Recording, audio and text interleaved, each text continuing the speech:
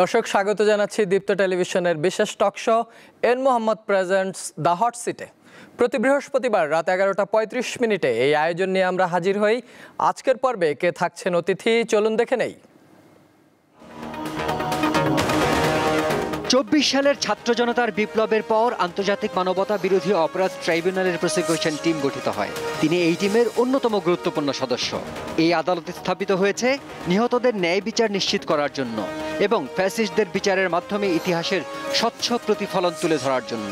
আদালতে আইন, ন্যায় বিচার এবং রাষ্ট্রের দায়বদ্ধতার অগ্রভাগে তিনি আন্তর্জাতিক মানবাধিকার এবং গণহত্যা বিরোধী মামলাগুলিতে গুরুত্বপূর্ণ ভূমিকা পালন করেছেন। তার কর্মজীবনের অন্যতম উল্লেখযোগ্য মুহূর্ত হল ক্ষমতাচ্যুত প্রধানমন্ত্রী শেখ হাসিনা, সাবেক স্বরাষ্ট্রমন্ত্রী আসাদুজ্জামান খান কামাল এবং সাবেক আইজিপি চৌধুরী আবদুল্লাহ আল মামুনের বিরুদ্ধে দায়ের করা মানবতা বিরোধী অপরাধ মামলা। প্রসিকিউশন এই পরিস্থিতিতে কোনো বাড়তি চাপ অনুভব করছে না। সম্প্রতি এই মামলার প্রথম রায় ঘোষণার মাধ্যমে বিচার প্রক্রিয়ায় এক উল্লেখযোগ্য সাফল্য অর্জিত হয়েছে। এর আগে তিনি আন্তর্জাতিক অপরাধ ট্রাইব্যুনালে সাবেক জামাতে ইসলামী নেতা ও অন্যান্য অভিযুক্তের পক্ষের আইনজীবী হিসেবেও কাজ করেছেন। শিক্ষা জীবনে তিনি আইন বিভাগে স্নাতকোত্তর এবং ঢাকা বিশ্ববিদ্যালয়ের জেনোসাইড স্টাডিজে স্নাতকোত্তর ডিপ্লোমা অর্জন করেন। 2011 সালে আন্তর্জাতিক অপরাধ ট্রাইব্যুনালে আসামি পক্ষের আইনজীবী হিসেবে কাজ শুরু করার পর 2013 সালে সুপ্রিম কোর্টের আইনজীবী হন এবং 7 সেপ্টেম্বর 2024 তারিখে ট্রাইব্যুনালের প্রসিকিউটর হিসেবে নিয়োগ পান। আজকের হট সিটের অতিথি আন্তর্জাতিক অপরাধ ট্রাইব্যুনালের প্রসিকিউটর অ্যাডভোকেট গাজী এম.এইচ. তামিম।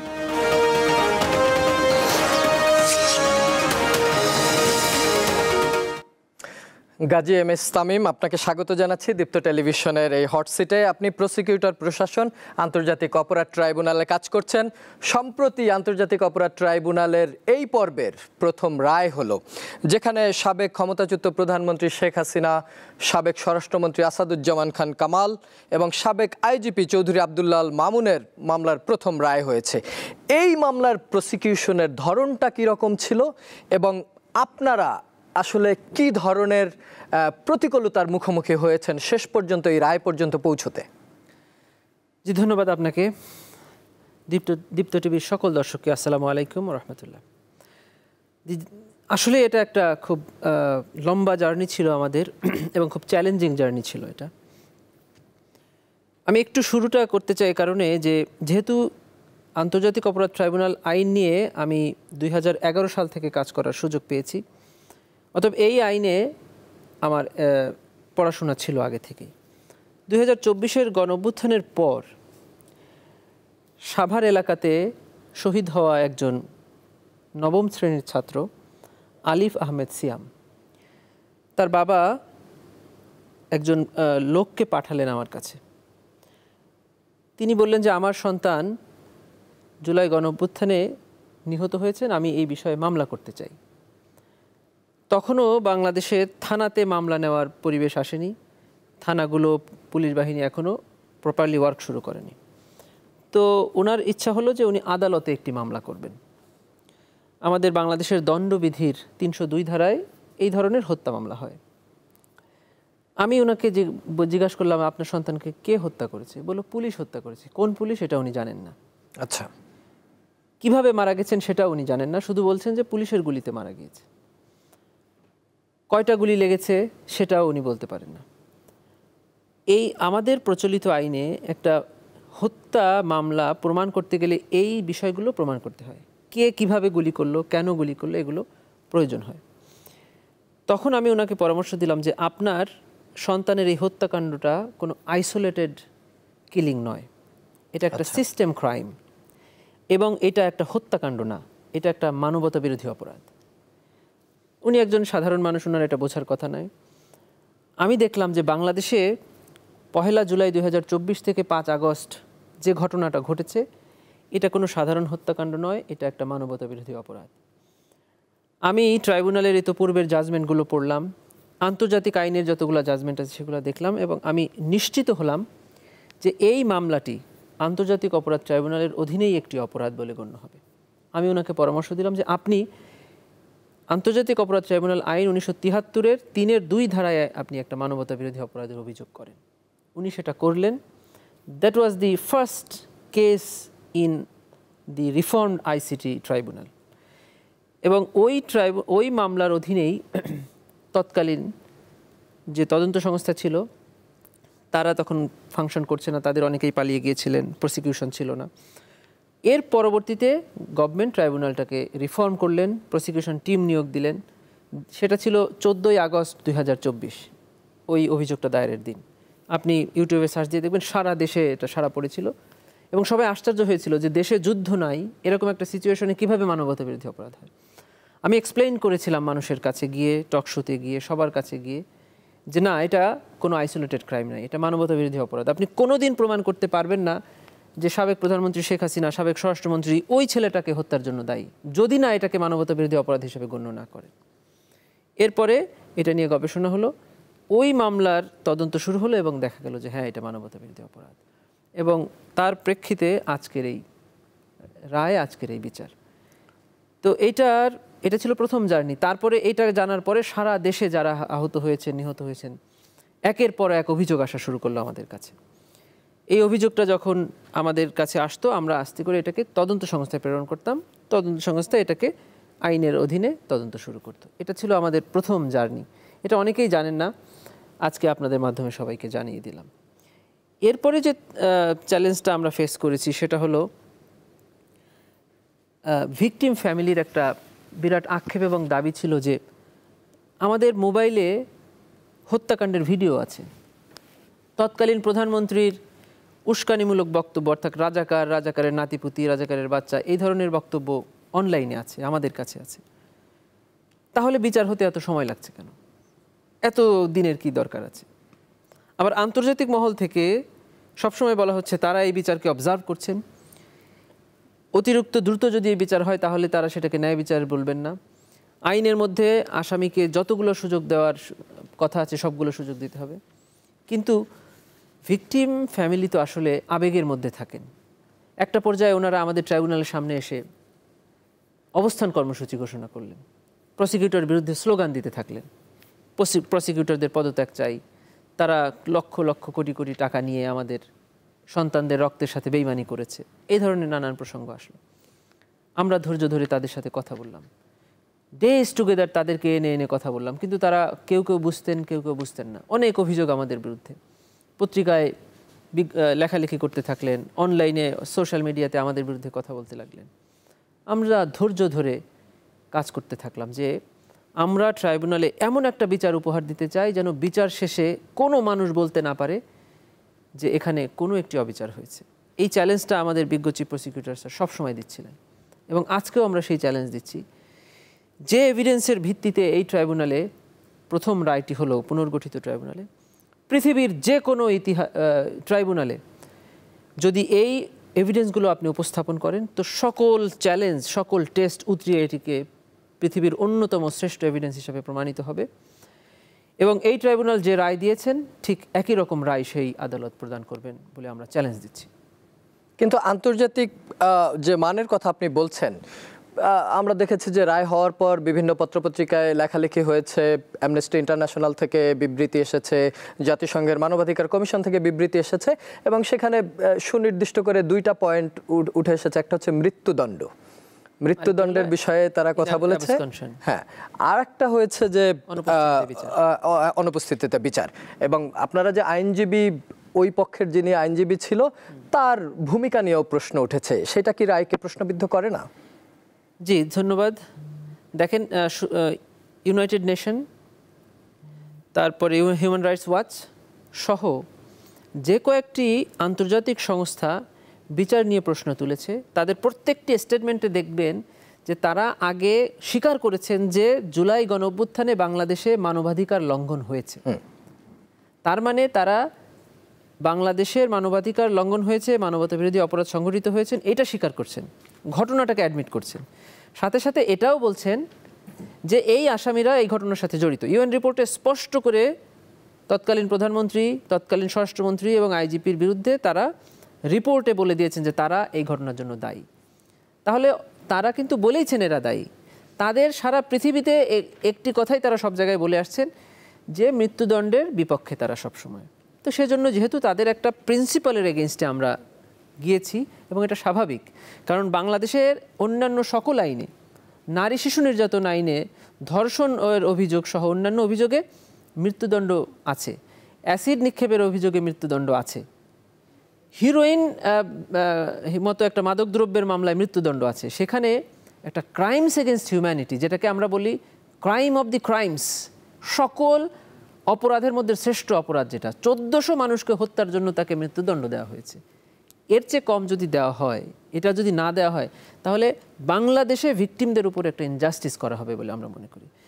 এবং বাংলাদেশের ল্যান্ড, বাংলাদেশের মানুষের অপরাধ প্রবণতাটা আসলে এখনও আপনি ওখানে নিতে পারবেন না যে মৃত্যুদণ্ড উঠিয়ে দিবেন। ইভেন ইউএসএতে মৃত্যুদণ্ড আছে।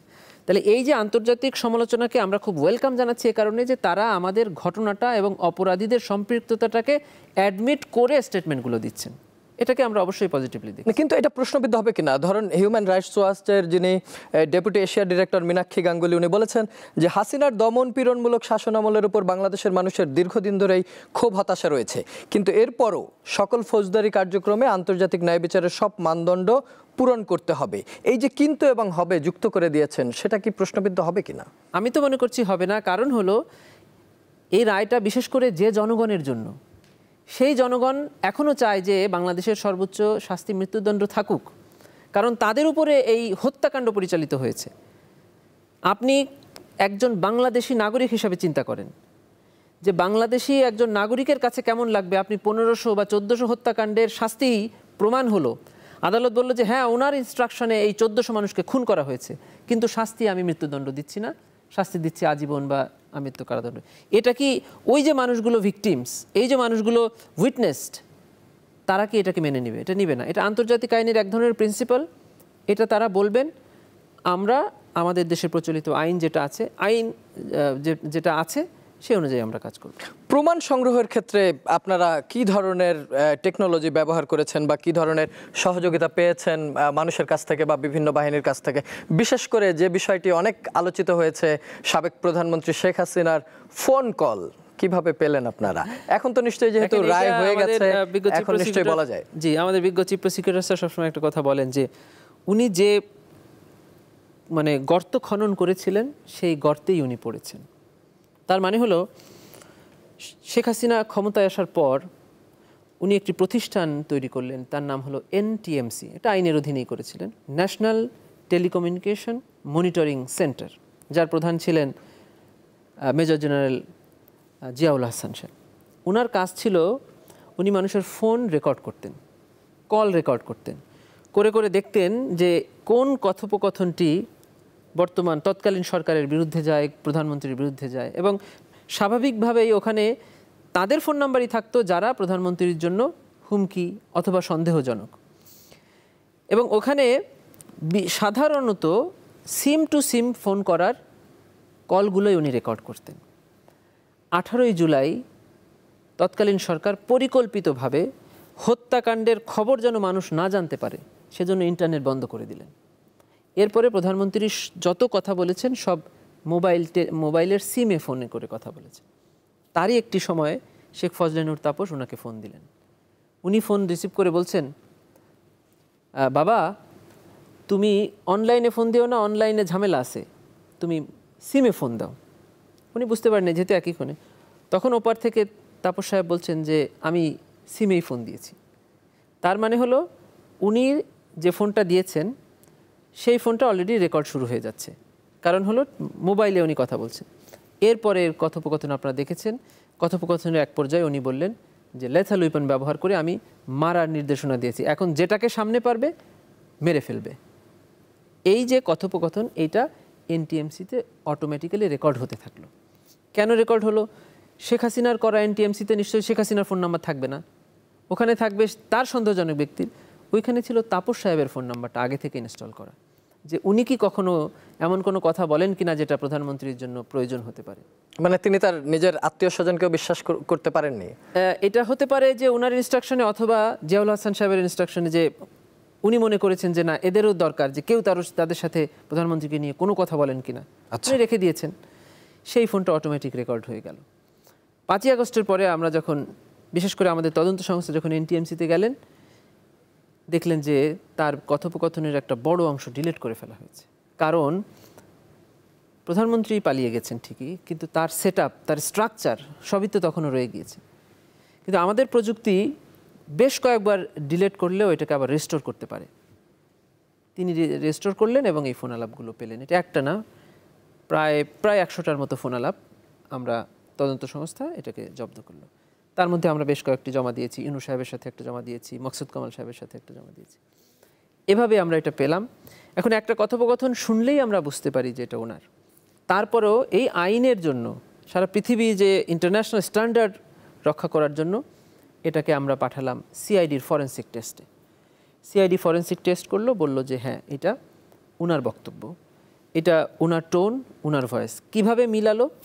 আমরা এই কথোপকথন পাঠানোর সাথে সাথে ওনার আরেকটি কথোপকথন পাঠালাম।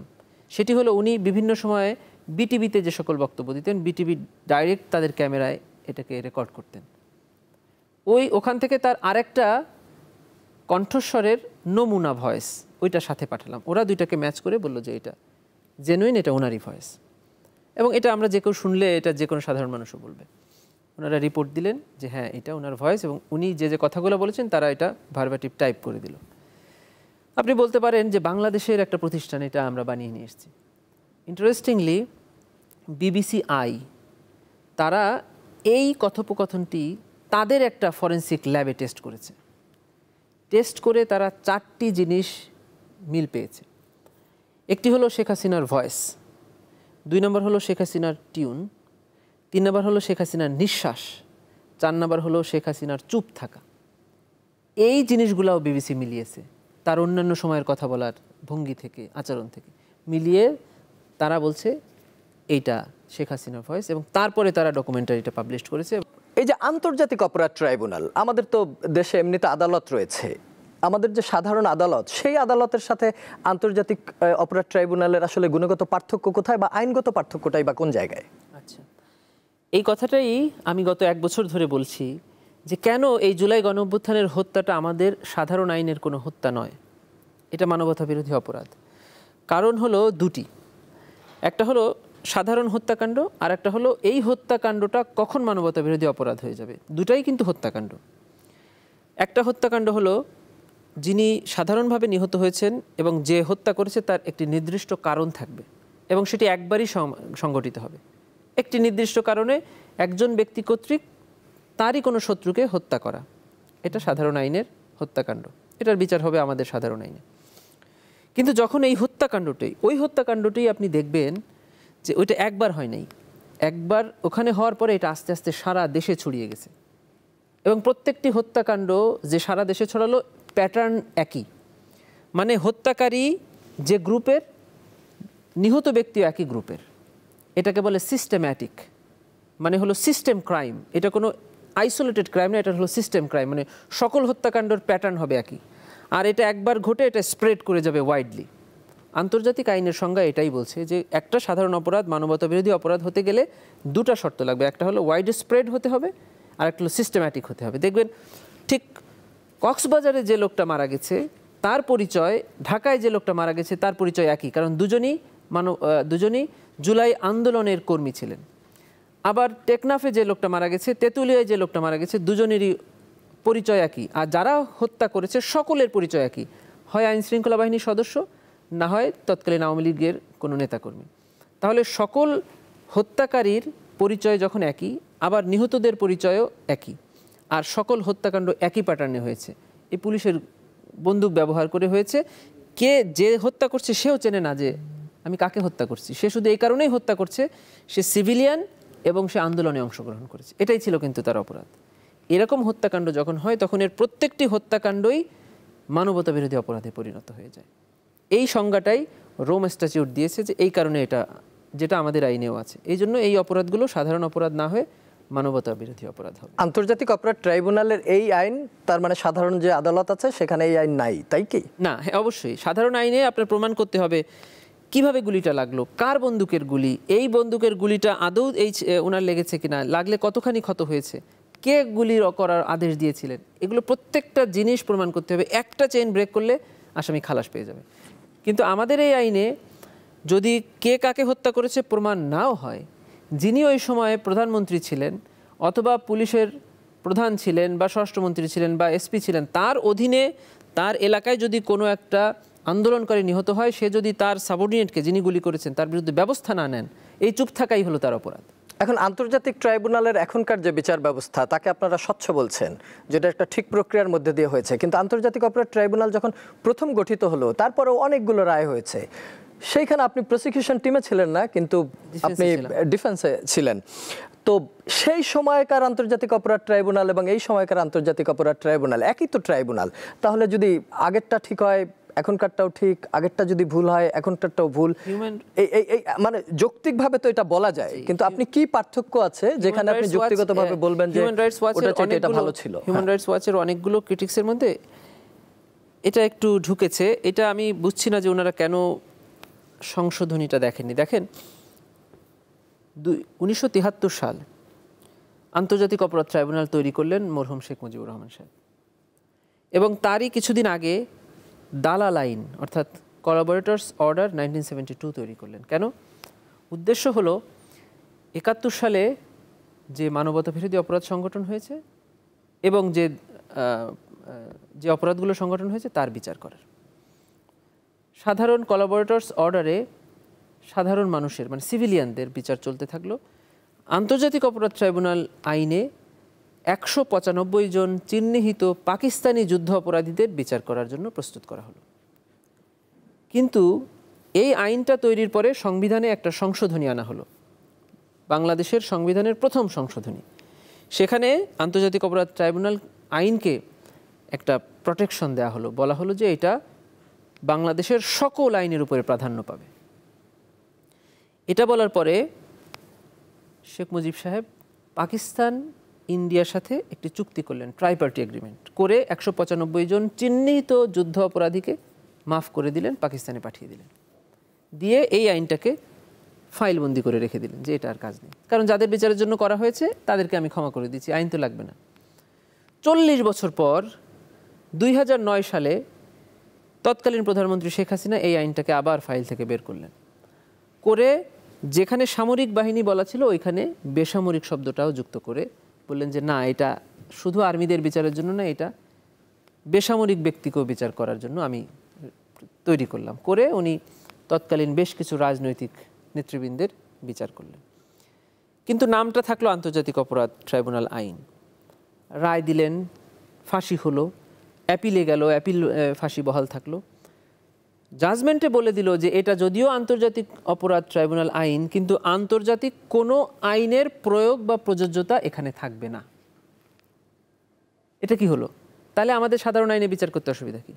আপনি যেহেতু আন্তর্জাতিক অপরাধ ট্রাইব্যুনাল আইন বলছেন, আন্তর্জাতিক অপরাধ বলছেন, এই অপরাধগুলোকে 71 সালে যা হয়েছে, কিন্তু এর মধ্যে যে সারা পৃথিবীতে আন্তর্জাতিক আইন অনেকখানি ডেভেলপ করেছে, অনেকগুলো ট্রায়াল হয়েছে, রোম স্ট্যাটিউট হয়েছে, আইসিসিতে, ICTR মানে রাওয়ান্ডাতে, ইউগোস্লাভিয়াতে, জাপানে এতগুলো ট্রায়াল হলো, আপনি কোনোটাই আমাদের জন্য প্রযোজ্য না বলে দিলেন। তখন আমরা ডিফেন্স থেকেই আপত্তিগুলো তুললাম যে এর জন্যই এটা ইন্টারন্যাশনাল স্ট্যান্ডার্ড হবে না।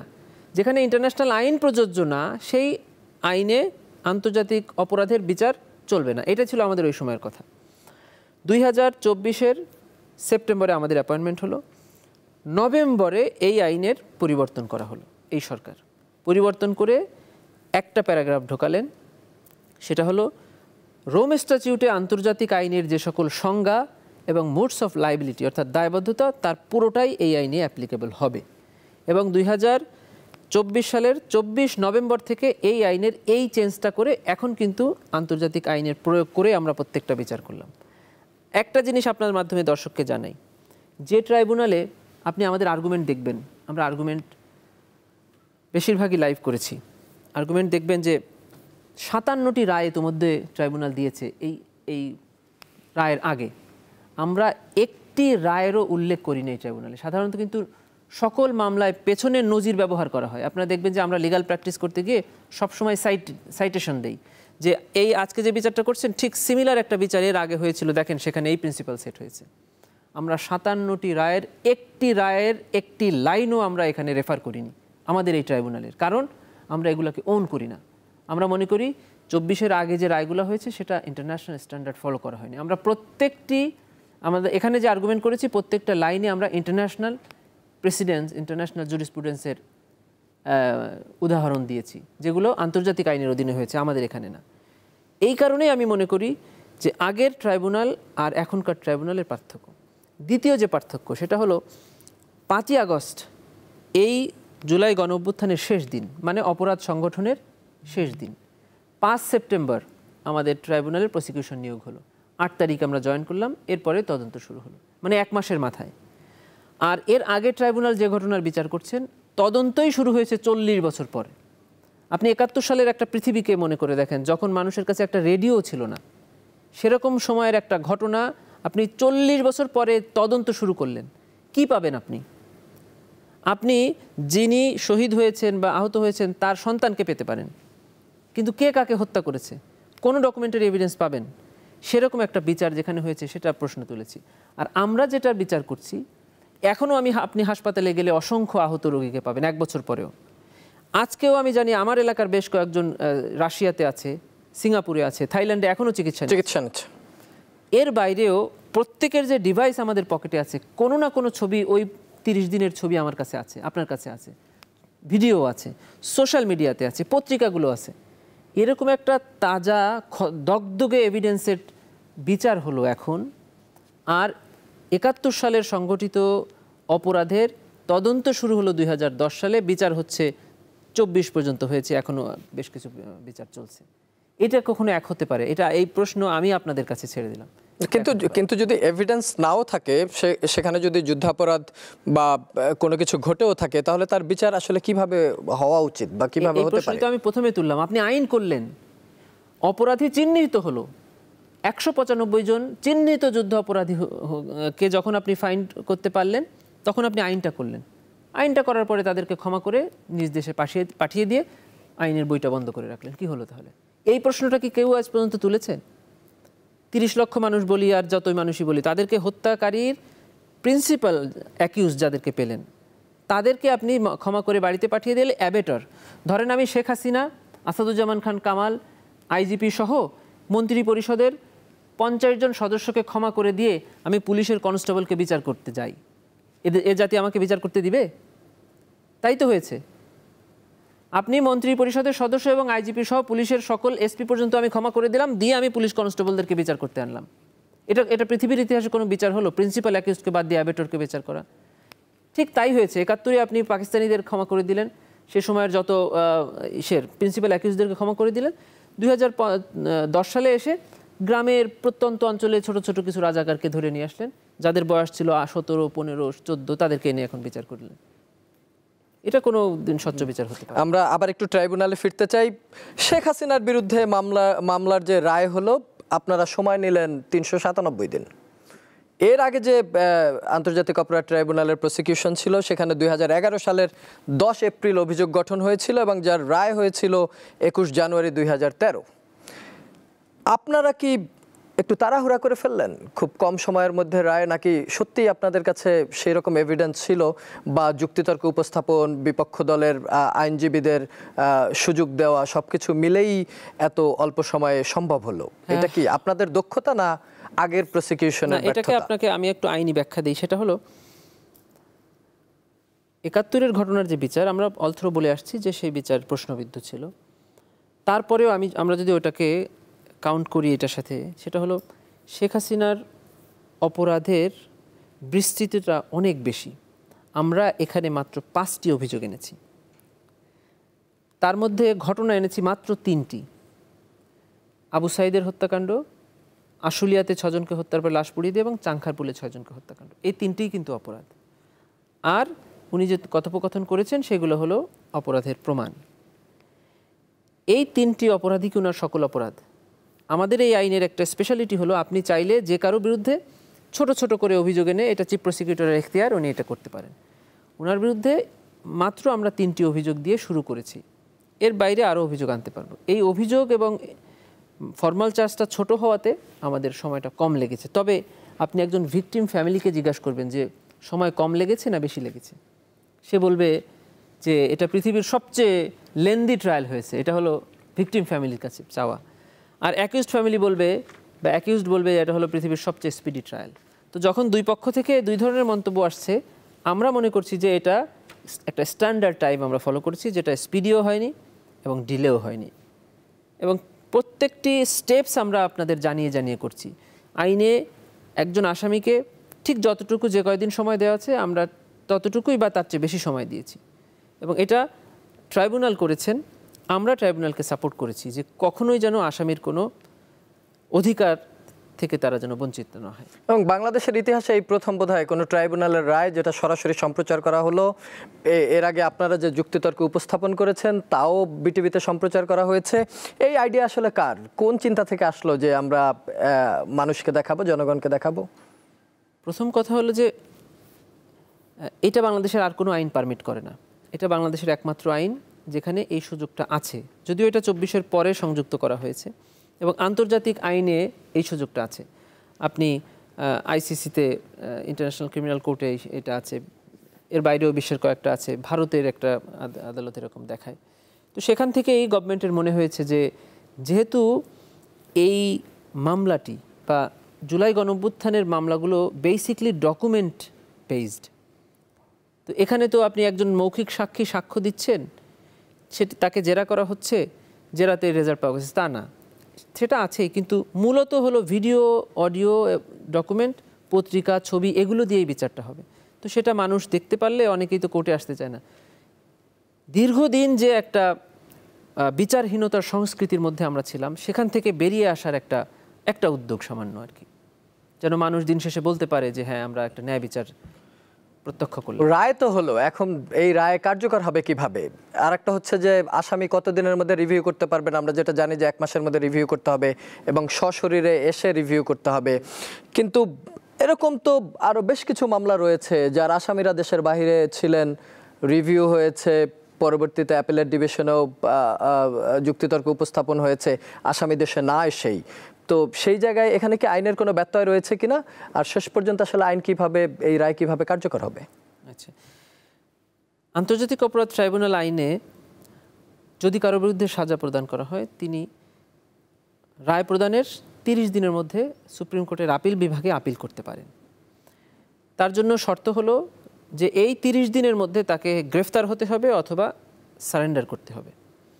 তা না হলে পৃথিবীর কোনো ক্রিমিনাল জুরিসপ্রুডেন্সে উপস্থিত না হয়ে পলাতক থেকে আইনের আশ্রয় পাওয়া যায় না। এটা আমাদের দেশেও নাই, সাবকন্টিনেন্টেও নাই, অন্য কোথাও নেই। তো এটা যে শুধু এই আইন তা নয়, এর বাইরে 30 দিন পার হয়ে গেলে ওনারা আর কোনো আইনি সুবিধা পাবেন না। এরপরে অ্যাপিলেট ডিভিশনের ইনহেরেন্ট পাওয়ার অথবা তাদের কমপ্লিট জাস্টিস করার ক্ষমতা আছে, সেটা ওনারা চাইলে করতে পারেন। কিন্তু সাধারণ দৃষ্টিতে 30 দিন পর এই মামলার আসামিরা আর কোনো ধরনের আইনগত সুবিধা পাবেন না। উপস্থিত না হয়ে ওই মামলার শুনানি হয়েছে, এটা আমাদের দেশের ইতিহাসে নাই। যেটা আমরা দেখেছি সেটা কি হয়েছে, সেটা হলো এই মামলার কোনো না কোনো আসামি দেখবেন যে আদালতে অথবা কাস্টডিতে ছিল, কোনো না কোনো আসামি, তার পক্ষে অ্যাপিল করে পুরো রায়টাকে শুনানি করে রিভিউ করে হয় কনফার্ম করা হয়েছে, না হলে রিভার্স করা হয়েছে। কিন্তু কাউকে না কাউকে উপস্থিত থাকতেই হবে, তা না হলে তিনি কোনো আইনের আশ্রয় পাবেন না। আর যে তিনজন প্রধান আসামি, সাবেক প্রধানমন্ত্রী শেখ হাসিনা, সাবেক স্বরাষ্ট্রমন্ত্রী এবং সাবেক পুলিশ প্রধান আইজিপি আব্দুল্লাহ আল মামুনকে আপনারা রাজসাক্ষী করলেন, এই প্রক্রিয়াটা কেমন ছিল? এটা দর্শকের আসলে মনে হয় যে এটা প্রচণ্ড রকম আগ্রহ যে কার বুদ্ধি, কোন জ্ঞান কাজ করলো যে আব্দুল্লাহ আল মামুনকেই আমরা রাজসাক্ষী করব, এবং সেই জায়গায় আপনাদের বিচার প্রক্রিয়ায় যুক্তিতর্ক উপস্থাপনা অনেক সহজ করে দিয়েছে। আচ্ছা, প্রথম কথা হলো যে শেখ হাসিনা, আসাদুজ্জামান খান কামাল দুজনই পলাতক, উপস্থিত আছেন একজনই। আমাদের আইনে নিয়ম হলো যে যখন কারো বিরুদ্ধে অভিযোগ গঠন করা হয় তখন তাকে অভিযোগটা পাঠ করে শোনানো হয়। অভিযোগটা পাঠ করবেন ট্রাইব্যুনালের প্রধান বিচারক, যিনি চেয়ারম্যান অফ দি ট্রাইব্যুনাল। পাঠ করে শোনাবেন আসামিকে। শোনানোর শেষে আসামিকে প্রশ্ন করবেন যে আপনার বিরুদ্ধে যে অভিযোগ গঠন করা হলো তাতে আপনি দোষী না নির্দোষ। প্রশ্নটা কে করছেন? চেয়ারম্যান অফ দি ট্রাইব্যুনাল, মানে প্রধান জাজ প্রশ্ন করছেন আসামিকে। এখানে প্রসিকিউশনও নাই, ডিফেন্সও নাই, সরাসরি দুজনের মধ্যে কথা হচ্ছে। চৌধুরী আব্দুল আল মামুন সাহেব বললেন, আপনি যে অভিযোগ আমার বিরুদ্ধে এনেছেন, গঠন করেছেন, এই অভিযোগ সত্য, আমি এই অভিযোগে অভিযুক্ত, আমি অপরাধী। এটা ওপেন কোর্টে উনি বললেন। এরপরে উনি বললেন, তবে আমি ট্রু অ্যান্ড ফুল ডিসক্লোজ করতে চাই, এই ঘটনার যত যা কিছু আমি জানি আমি সব কিছু বলতে চাই আদালতের সামনে। এখন বলেন, এখানে প্রসিকিউশনের কি করা আছে, ডিফেন্সের বা ওনার আইনজীবীর কিছু করার আছে? কথা হচ্ছে দুজনের মধ্যে, জাজ টু অ্যাকিউজড। কথোপকথনের মধ্যে জাজ যখন জিজ্ঞেস করছে আপনি দোষী না নির্দোষ, উনি বললেন আমি দোষী, আমি আপনার সকল অভিযোগ মেনে নিচ্ছি, তবে একটা চাওয়া আমার আছে, সেটা হলো আমি সব ঘটনা বলতে চাই। সব ঘটনা তো সবাই নাও জানতে পারে, আমি সকল সত্য আপনাদের সামনে বলতে চাই। মানে এর পেছনে কোনো গল্প নাই, উনি নিজ থেকেই বললেন? উনি নিজ থেকেই বললেন কোর্টের প্রশ্নের জবাবে। তখন কোর্ট ওনাকে সুযোগ দিলেন যে কোর্টই চাইলেন যে হ্যাঁ আমরা সকল সত্যটা শুনতে চাই। কারণ ধরেন কোর কমিটিতে মিটিং হয়েছে, এই কোর কমিটির মিটিং কখনো ব্ল্যাক অ্যান্ড হোয়াইট থাকে না, আপনি কোনো ডকুমেন্ট পাবেন না, এটা একমাত্র ওখানে যারা উপস্থিত তারা জানে। এখন একজন বিচারক যদি মনে করে যে আমি ন্যায় বিচারের স্বার্থে আমি সকল সত্যটা জানতে চাই, তাহলে আমার বিচারের সঠিক সিদ্ধান্ত নিতে সহজ হবে। সেই বিচারককে ওইটা দিবেন না। উনি চাইলে না দিতে পারতেন যে না আপনার কথা আমি শুনলাম না, আপনি স্বীকার করেছেন, আপনার সাজা হয়ে গেল, এটা উনি চাইলে পারতেন। কিন্তু এটা বিচারক মনে করেছেন যে এটা তো একটা অপরাধ না, এই গল্পের পেছনে, ওনার এই স্বীকারোক্তির পেছনে অসংখ্য অপরাধের গল্প থাকতে পারে, অসংখ্য মানুষের সম্পৃক্ততা থাকতে পারে। শুনে উনি কি বলেছেন, আইন বলে দিয়েছে, আমাদের এই আইনের সেকশন 15-এ বলা আছে, যদি কোনো আসামি ট্রু অ্যান্ড ফুল ডিসক্লোজ করে হোল স্টোরি, মানে whole of the circumstances within his knowledge, তার জ্ঞানে যা আছে সেটা সব বলবে। শোনার পরে কোর্ট যদি মনে করেন যে হ্যাঁ তিনি সত্য বলেছেন এবং পূর্ণ বলেছেন, তাহলে তাকে ক্ষমা করতে পারেন। যদি মনে করেন যে না সত্য বলেছেন কিন্তু পূর্ণ বলেননি, অথবা পূর্ণ বলেছেন কিন্তু সত্য বলেননি, তখন তাকে আসামি হিসাবে শাস্তি দিতে পারেন। এই সুযোগটা ট্রাইব্যুনাল নিয়েছেন আসামির সাথে কোর্টের এই কথোপকথনে।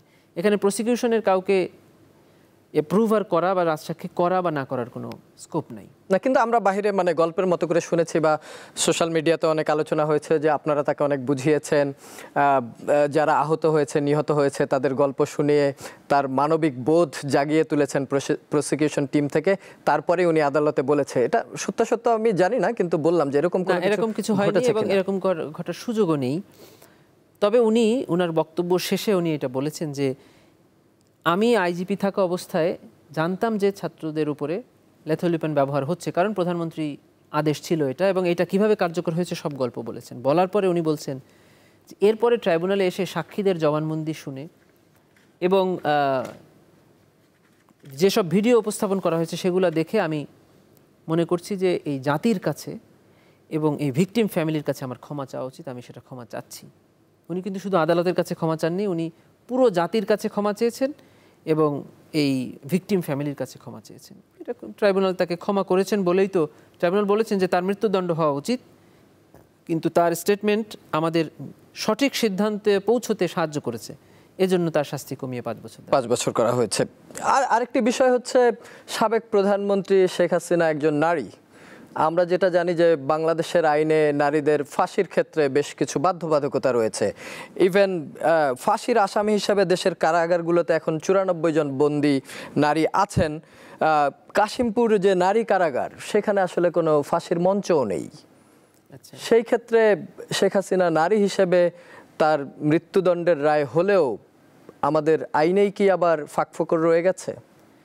এটা আপনি যে বলছেন সেটা হলো আমাদের সাধারণ যে আইনটা আছে অন্যান্য হত্যার বিচারের জন্য, সেখানে নারীদেরকে জামিন প্রদানের ক্ষেত্রে একটা অ্যাডভান্টেজ দেওয়া আছে। আসামি যদি নারী হয়, শিশু হয় অথবা অসুস্থ হয়, তখন তাদের জামিন প্রদানের ক্ষেত্রে কোর্ট লেন অ্যান্ড ভিউ নেবেন।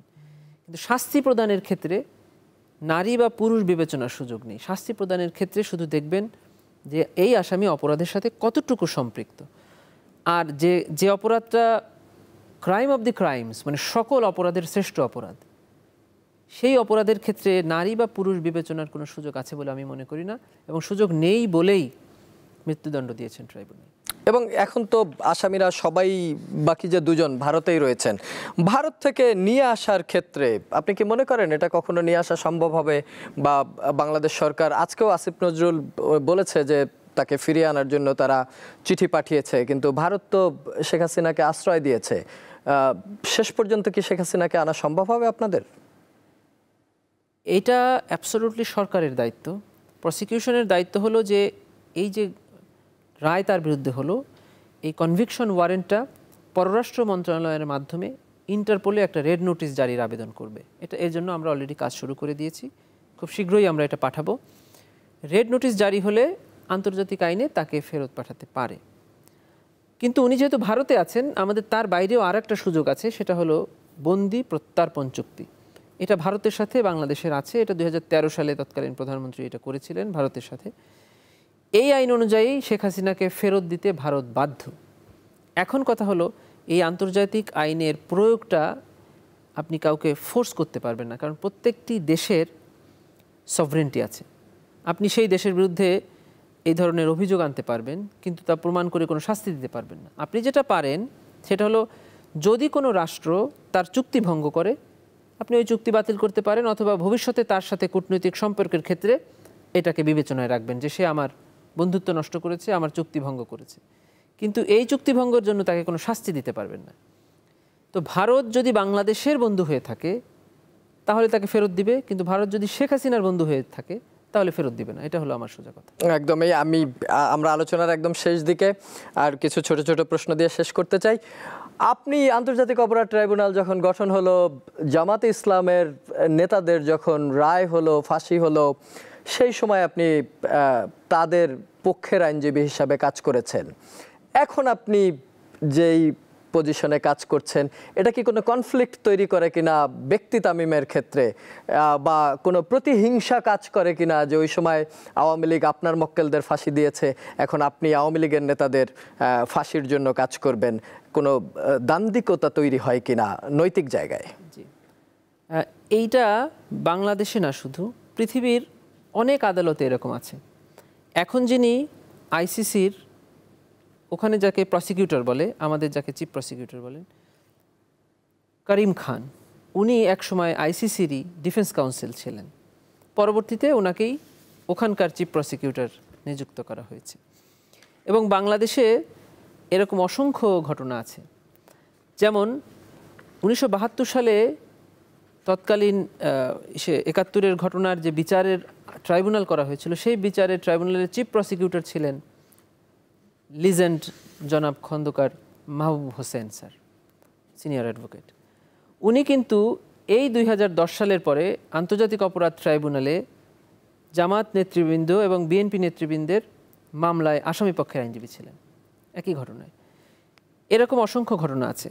আপনি যেটা বলছেন আইনের ব্যাখ্যা হলো, আমি যে মামলাটি আসামি পক্ষে ট্রাইব্যুনালে পরিচালনা করেছি, যে মামলাটি, ঠিক এই মামলায় আমি আর কখনো প্রসিকিউটর হতে পারবো না। আচ্ছা, যে মামলাটি আমি ট্রাইব্যুনালে এর আগে আসামি পক্ষে ছিলাম, আমি আর প্রসিকিউটর হতে পারবো না। আমি যদি আজকে আর প্রসিকিউটর না থাকি, আবার সাধারণ আইনজীবী হয়ে যাই, তখন এখন যে মামলায় প্রসিকিউশনে আমি উপস্থিত ছিলাম, সেই মামলার কোনো আসামির পক্ষে আমি আর যেতে পারবো না। কিন্তু আমি যে মামলায় ছিলাম না, সেই মামলার প্রসিকিউটর হতে আমার কোনো বাধা নেই। আমি ট্রাইব্যুনালে ছিলাম হলো 71-এর ঘটনার মামলার আসামি পক্ষের আইনজীবী।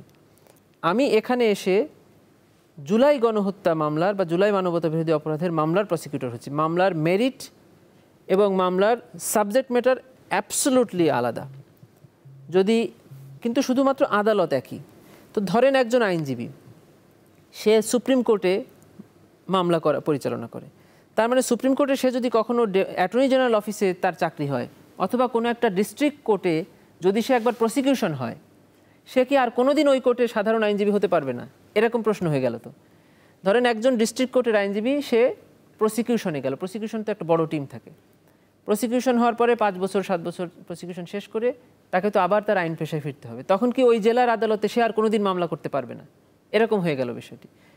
আইনটা হলো যে ওই নির্দিষ্ট মামলার ক্ষেত্রে তার কনফ্লিক্ট অফ ইন্টারেস্ট হবে, অন্য মামলার ক্ষেত্রে হবে না। এবং আমাদের জন্য আমার চিফ প্রসিকিউটর, আমাদের senior prosecutor Mizanul Islam sir, আমরা যারা আগে ডিফেন্সে ছিলাম, আমরা ঠিক ওই মামলাগুলো আর প্রসিকিউশনে যেতে পারবো না, অন্য মামলায় যেতে কোনো বাধা নেই। একদম শেষ প্রশ্ন করতে চাই, এই রায়ের আগে এবং পরে আপনাদের প্রসিকিউশন টিম অনেক ফোন পেয়েছে দেশ থেকে, দেশের বাহির থেকে, প্রাণনাশের হুমকিও ছিল যতটুকু শুনেছি।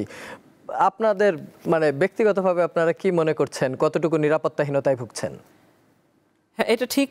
আমাদের প্রত্যেকের ফোনে বেশ কিছু অপ্রত্যাশিত কল এসেছে, অনেক SMS এসেছে, অনেক হুমকি এসেছে, এখনও আসছে প্রতিনিয়ত। এটা যারা করছেন তারা না বুঝেই করছেন আমরা মনে করি।